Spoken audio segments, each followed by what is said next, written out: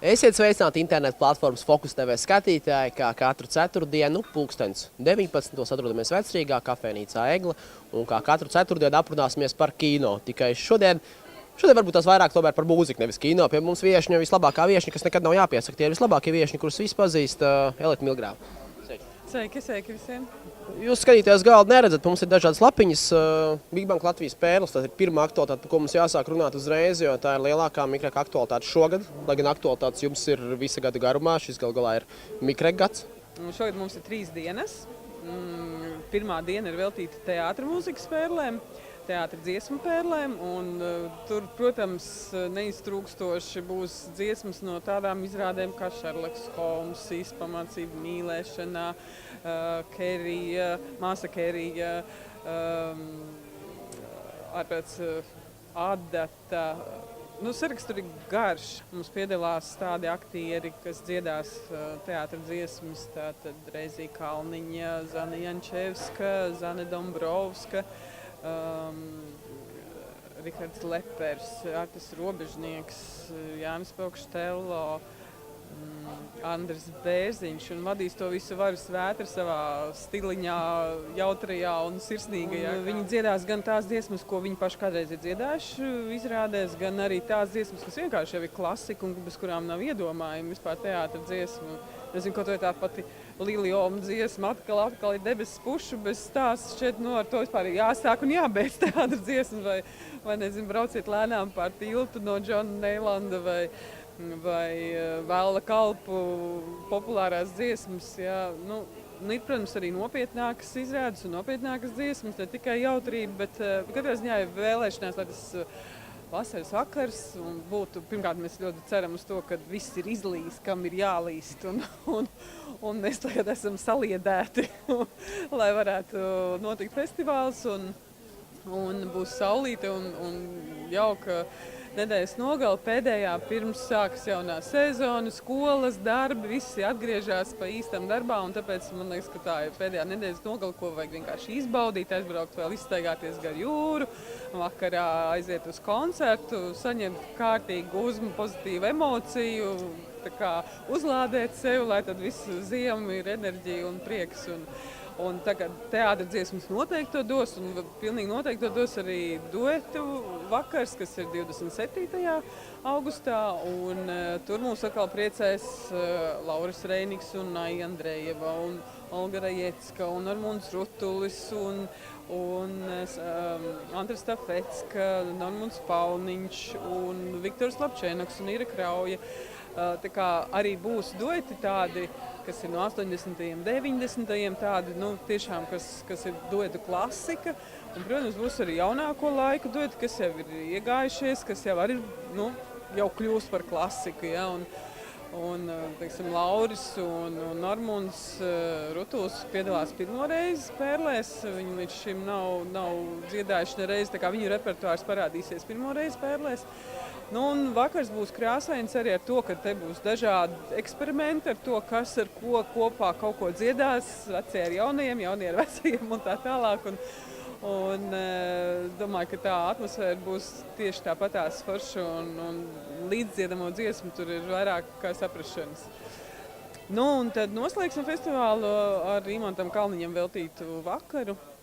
Jo šogad ir Imanta Kalniņa jubilejas gads arī, un viņš, teiksim, savus klasisko mūziku ir ļoti daudz dažādu rādījis, bijuši koncerti, bet tāds tīrs popmūzikas koncerts īpaši nav redzēts, un līdz ar to mēs tā ceram, ka visi Imanta Kalniņa mūzikas cienītāji sapulcēsies Dzintaros, lai arī varbūt klasika, kur pulcējās Imanta Kalniņa cienītāji ir Imanta dienas, bet tiešā laikā, piemēram, Menuets nemaz neuzstājās Imanta dienās, bet mūsu koncertā Menuets būs un ar visu savu, tā teikt, zelta repertuāru, sākot ar Alvas Zeldārtiņiem, Smilšu Rausī, tur visām dziesmām, ko mēs spējam iedomāties, kas ir jādzied līdzi. Un tad otrajā daļā uzstāsies arī Turaidas Roze, un tur arī būs dziesmas, bez kurām nav iedomājama Imanta Kalniņa popmūzika. Un mums šogad ir arī Ainars Mielovs un Pārcēlāji, kuri arī izcilās tieši tās veiksmīgākās dziesmas, kas ir bijušas ar Imantu Kalniņu.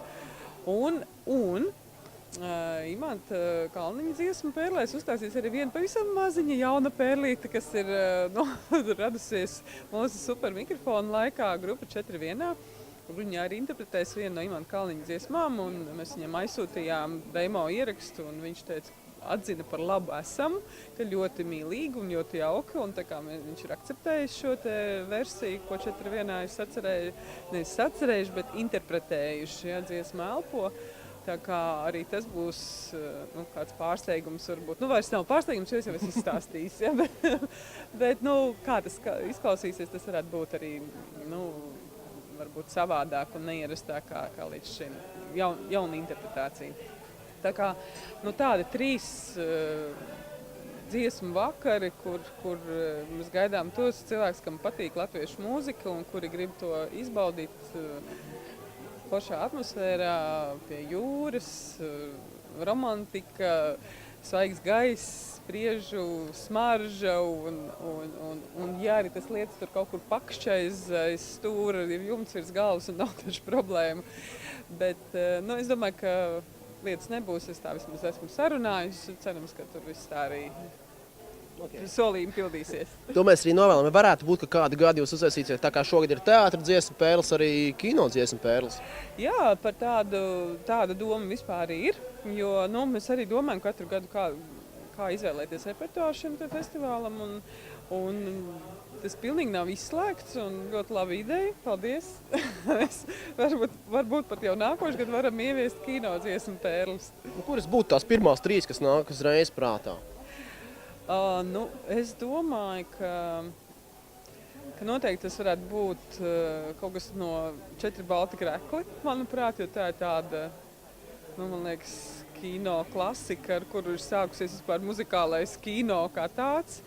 Tad droši vien varētu būt kaut kas, vai grūti nosaukt par īnieku. Jo tad es domāju arī vēl, kas ir tāds Jumprava varētu būt. Jumprava no kino? Jā. Nezinu. Man liekas, ka viņi tā īpaši nav izcēlušies ar muziku kino. Baigā vasarā bija kaut kas. Baigā vasarā, jā, varbūt. Bet, es jau droši vien skatītos vairāk uz to klasiku. Tur šī muzikālās filmas, saka, Dievs, tur vajadzīgi solisti, teiksim, viss Zigmāra Liepiņa repertuārs, ja? Vai Vela kalpi un Vela kalpi vēl dzirnavās, vai tāpat īstpamācība mīlēšanā, ja? Melnā vēža spīlēs, kas viss ir muzikālas filmas, vai arī, es nezinu, tur skaistas melodijas no tie paša limuzīna Jāņa nakts krāsā, vai tad ņemiet, kuru gribat filmu latviešu, tur katrā ir kaut kas foršs iekšā, kaut kāda forša mūzika, tā kā tur būs grūti atlasīt. Šis galā ir mikra gads, 20 gadu jubileja, jums ir liels koncerts paredzēts. Jā, arēnā 9. novembrī mēs pulcēsim savus māksliniekus no visu savu plašā katalogu, vairāk kā 500 nosaukumu, disku ir izdoti, albumi izdoti.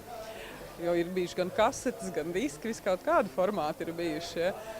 Plates arī ir bijušas. Vienīgais, ko mēs neesam izdevuši, lentās neko neesam izdevuši. Ja? Bet vispārējie formāti ir bijuši un digitāli arī šobrīd ir pieejams visu kaut kas.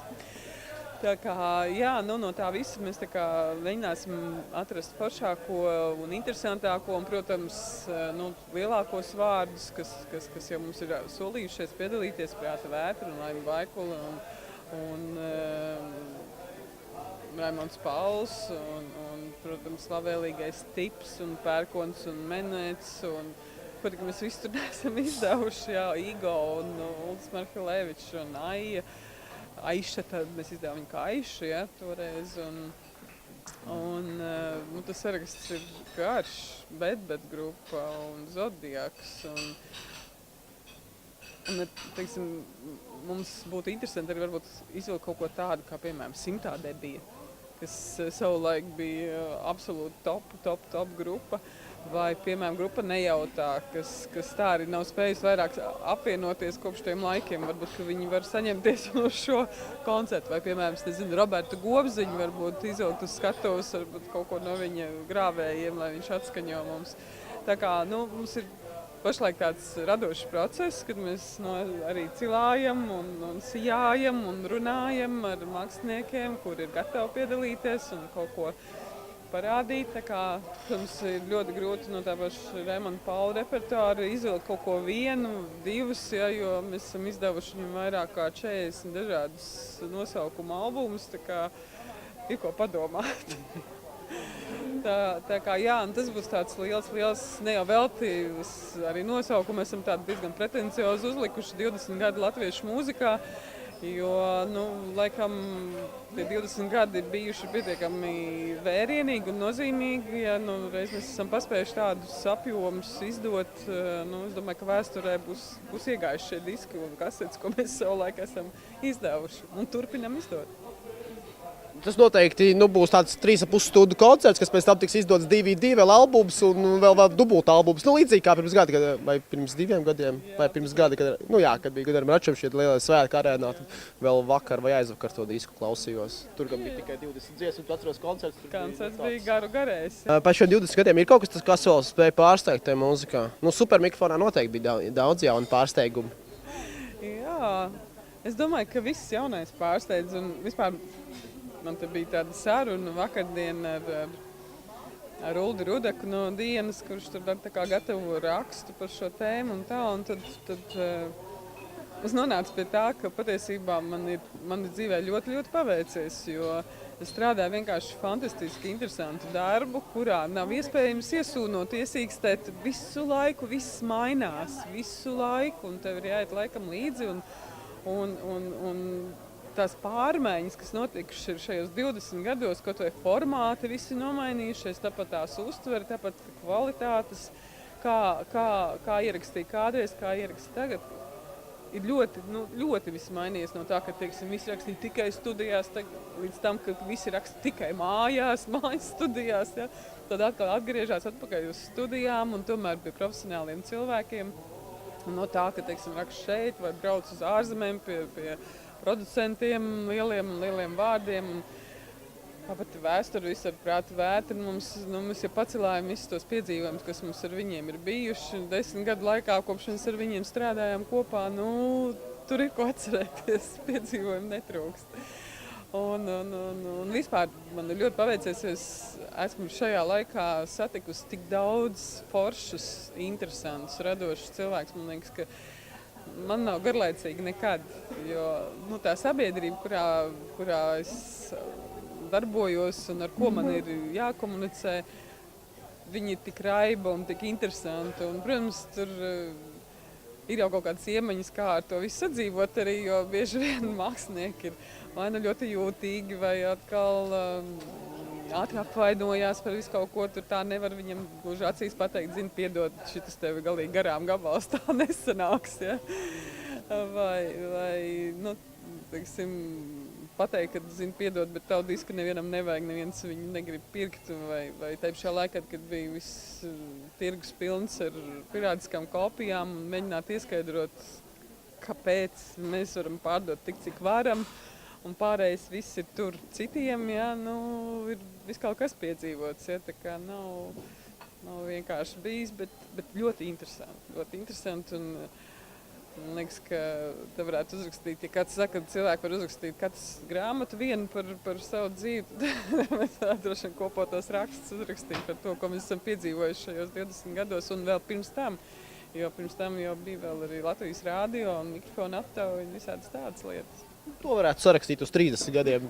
Tā kā būs mikrakam 30 gadi, varētu arī šī grāmata tā, bet īstenībā jau varbūt no malas cilvēkiem liekas, ka tas darbs tur tāds, tur parunāties ar mūziķiem, paklausīties albumus, bet īstenībā, es zinu, ka, piemēram, Guntars 6 dienu vismaz 8 sāk jau darbā. Es saņemu e-pastus ap 8 no rīta un visu cieļu par to. Jā. Katru dienu gandrīz. Jā, Guntars sāk 8 savukārt, es bieži vien beidzu ap 11, 12.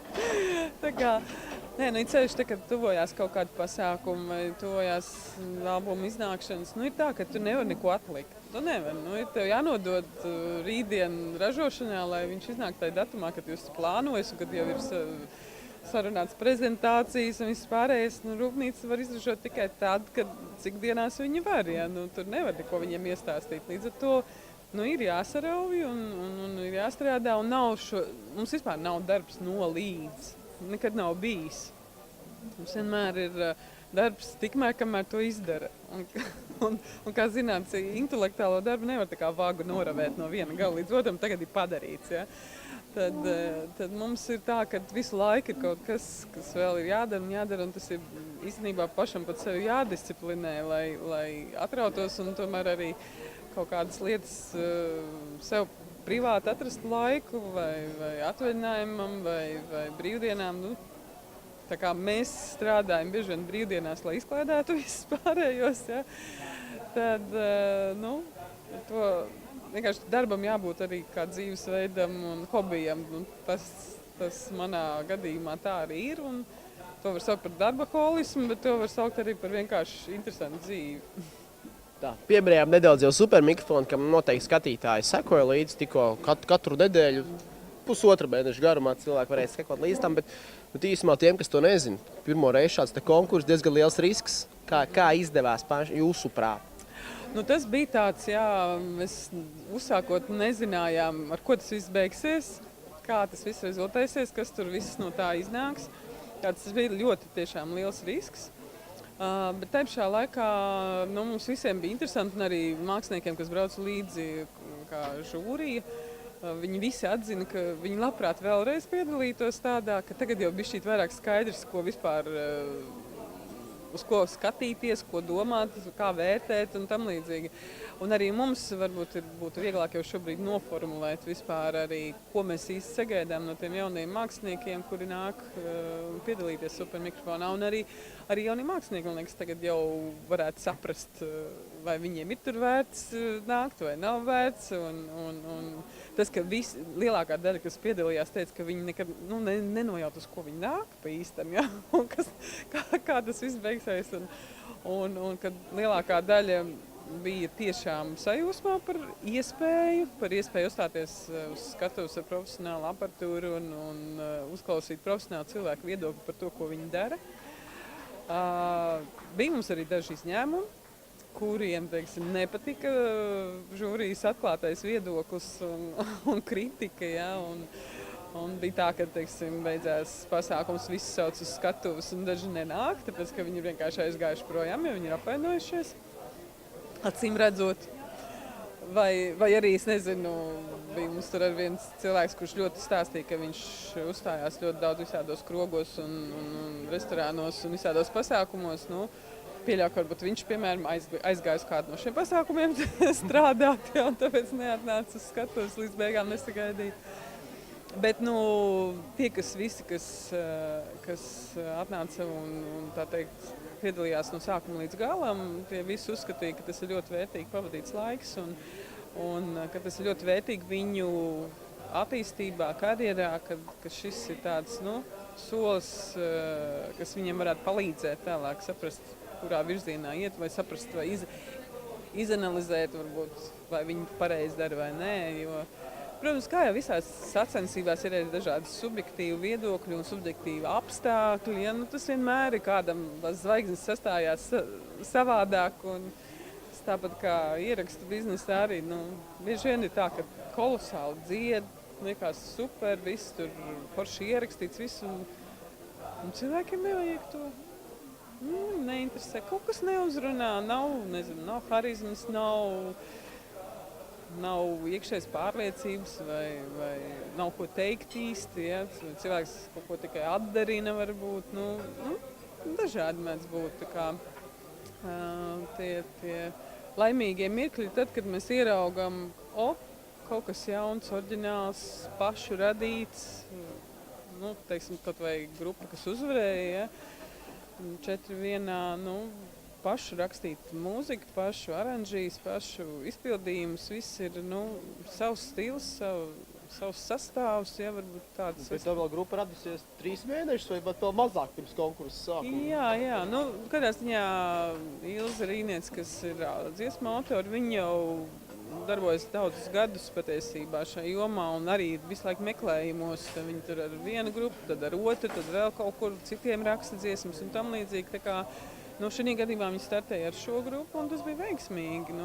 Skatīsimies, mēs jau šobrīd ar viņiem esam arī izpildījuši solīto balvu. Mēs esam ierakstījuši studijā, un viņi tikko arī pabeidz videoklipu filmēt.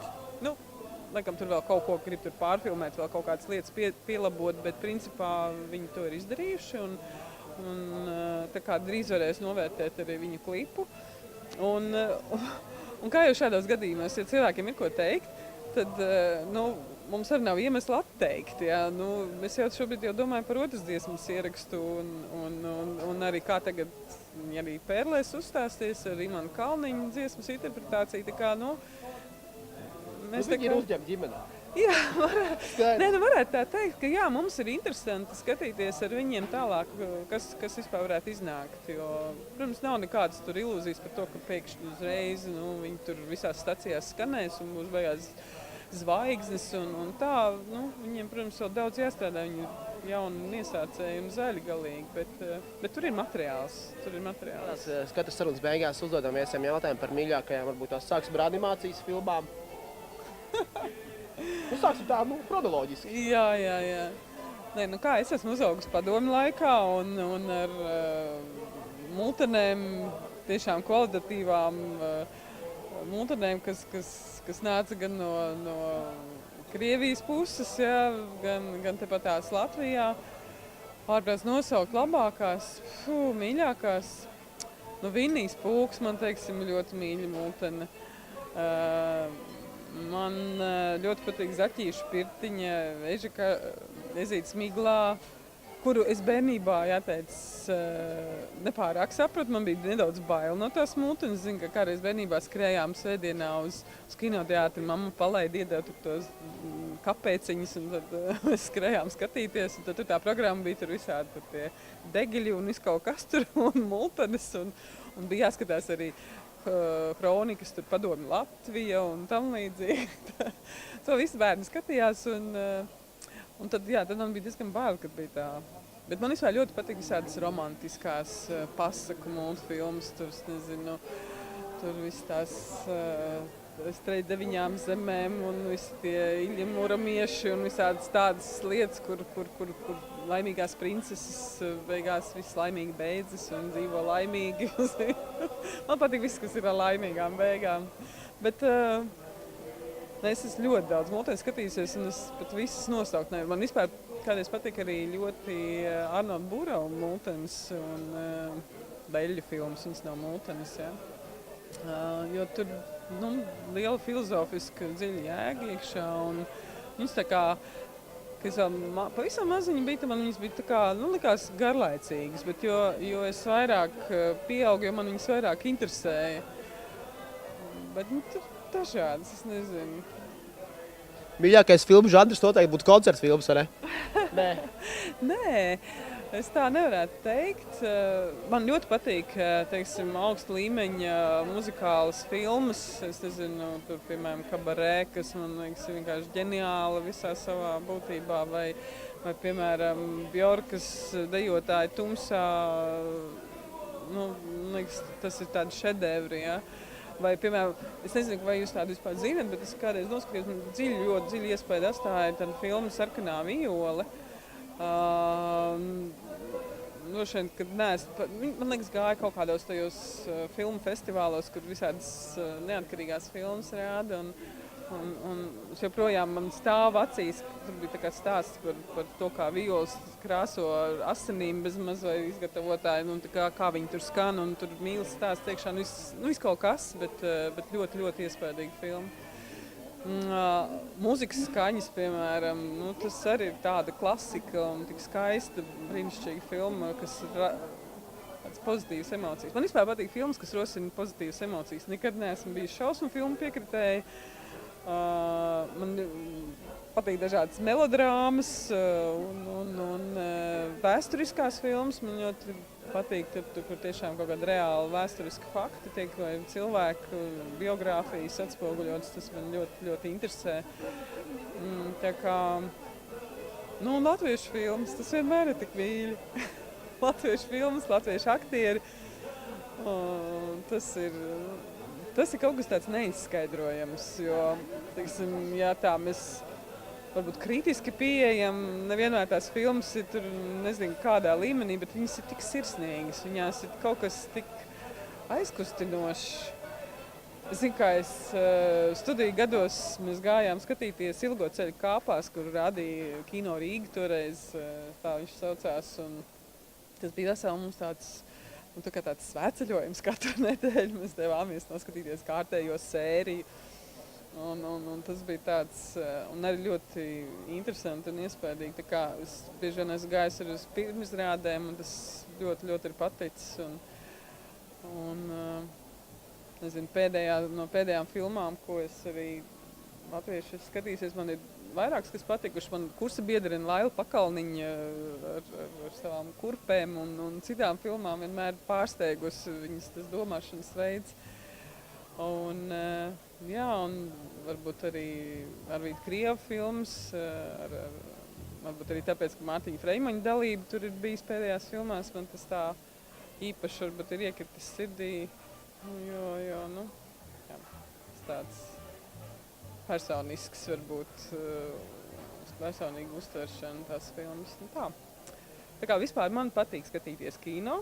Man ļoti patīk komēdijas. Man liekas, kuram gan nepatīk komēdijas, bet tikai tādas, kurās tie joki ir tādi dabiski un situācija joki, ja nevis tur, nezinu, ar torti sejā vai kur tur visi krīt un gāžās un tad ir baigi smieklīgi. Es vienmēr tajos brīžos skatos, ak, Dievs, tas sāp. Man tas nekad neizraisa pozitīvas emocijas, bet ir daudz arī krievu filmas, klasiskās komēdijas, kuras vienmēr izraisa smieklus un skatīties un neatskatīties. Ko varbūt vairāk gribētos redzēt tieši no pašmāju režisoriem? Kāda ir žanra filmas? Nezinu, man patīk tas, ko dara Aigars Grauba ar tādām arī vēsturisku faktu bāzētām filmām, kur ir forši aktieri, parasti atlasīti viņi tādu, Aigars tā kā nedaudz tādu komerciālu to kino taisa, bet viņš ir tāds, man saprotams. Man liekas, tur loģiski tas viss, kas tur notiek, un nav, nelien ārā tas kaut kādas, nezinu, neprasmes, nevarēšanas, budžeta trūkumi un visādas tādas lietas, kas parasti, traucēja filmu skatīties, ka tur redz, laikam jau nesanāca naudiņas tur pietiekamai gaismai vai kaut kādai epizodei, kas ir jāfilmē ārā, tur sēž un tikai runā telpā. Tas tāds varbūt. Bet, no pēdējām tas varbūt ir tas, kas ir interesants, vai arī bija ļoti forši tā mana mamma. Es tevi mīlu, mamma, jā, tā bija arī ļoti, ļoti sirsnīga filma, man aizkustināja līdz sirdsdziļumiem. Tā kā, es kādā ziņā ļoti priecājos par to, ka vispār Latvijā filmas tiek uzņemtas, neskatoties to, ka viņiem nav budžeta, jā. Vienkārši cepur nost visai kino industrijai. Es zinu, ko tas nozīmē, nav budžets un gribās darīt kaut ko. Ja mēs tieši tāpatās ar ierakstu izdošanu arī nav budžets, bet gribās darīt, un tu vienkārši nevari atteikt. Tu redzi, ka ir jāraksta tā grupa, ir jāraksta tas mākslinieks, un kaut arī nav tā budžeta. Ja, un staigāt visu laiku ar izstiept roku, meklējot sponsorus, tas nav no tiem patīkamākajiem darbiem. Tā kā man visa cieņa no mūsu kino cilvēkiem, kas tomēr spēj šajā situācijā radīt tiešām labus un kvalitatīvus filmas, kas ir pat konkurētspējīgas. Ir ne tikai mums te par ko priecāties, bet arī uz ārvalstīm ir iespējams vest un piedāvāt un tirgos un tam līdzīgi un saņemt balvas. Super. Lielas paldies. Mēs nebūsim īpaši oriģināli savā novēlējumā. Mēs novēlēsim, lai nauda. Lai ir nauda, mikrofonu iekšķim, lai jūs varat darīt lielas lietas, un lielas lietas noteikti arī būs. Lielas paldies! Paldies! Lielas paldies arī jums, draugi, un jums mēs atkal novēlēsim, lai mikrofam būtu nauda. Jums vajag pirkt pirmkārt albumus, nevis tos dabūt saziņu, kur kačāt, jo kačāšanas ziņā mēs esam pirmā vietā, vai vismaz otrajā pilnīgi noteikti. Tā kā liels jums paldies, mēs tiekamies pēc nedēļas.